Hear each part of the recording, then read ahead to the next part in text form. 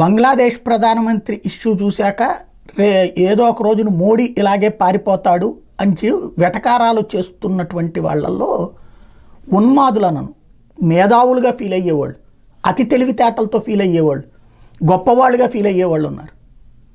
అప్పుడు నువ్వెక్కడికి పోతావు? ఏ దేశానికి పారిపోతావు? ఇప్పుడు బంగ్లాదేశ్ అనేటువంటిది ఒక రోజున అణచివేతకు గురయ్యి వేలాది మందిని చంపేస్తుంటే ఆ దేశాన్ని అక్కడ పాకిస్తాన్ నుండి విడదీసి ఆ ప్రాంతాన్ని ఒక దేశంగా తయారు చేసి కాపాడింది భారత్. అక్కడ మళ్ళీ ఈ మత ఘర్షణల కారణంగా, ఒకే మతంలోని రెండు వర్గాల ఘర్షణల కారణంగా ప్రాణాలు కోల్పోతుంటే ఆశ్రయం ఇచ్చింది భారతదేశం. రేపు పొద్దున ఆ ఉన్మాద శక్తులే మన మధ్యలోకి వచ్చి రెచ్చిపోతే నిన్ను బతకనిస్తాడా? ఆఫ్ఘనిస్తాన్లో ఇట్లాగే అనుకున్నారు హిందువులు, ఏమైంది? ఆఫ్ఘనిస్తాన్లో ఉన్న సిక్కులు ఇట్లాగే అనుకున్నారు, ఏమైంది? పాకిస్తాన్లో ఉన్నటువంటి హిందువులు ఇట్లాగే అనుకున్నారు, ఏమైంది? పాకిస్తాన్లో ఉన్నటువంటి ఇతర మైనార్టీలు ఇట్లాగే అనుకున్నారు, ఏమైంది? ఎక్కడికి పోవాలో తెలియక అయితే మతం మారారు, లేకపోతే తలలు కోల్పోయారు, ఆస్తులు కోల్పోయారు. రేపు నీ బతికైనా అంతే అవుతుంది.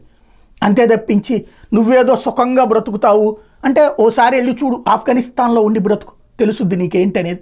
పాకిస్తాన్లో ఉండి బ్రతుకు, ఓ 2 ఏళ్ల పాటు ఉండిరా, తెలుసుద్ది నీ బతుకు ఎట్టా ఉంటుంది అన్నటువంటిది. ప్రస్తుతం మన నోటికొచ్చింది చేతికొచ్చింది దర్జాగా స్వేచ్ఛను అనుభవిస్తున్నాం కాబట్టి ఎలా పడితే అట్లా వాగేవాళ్ళు ఫస్ట్ అది గుర్తుపెట్టుకోవాలి.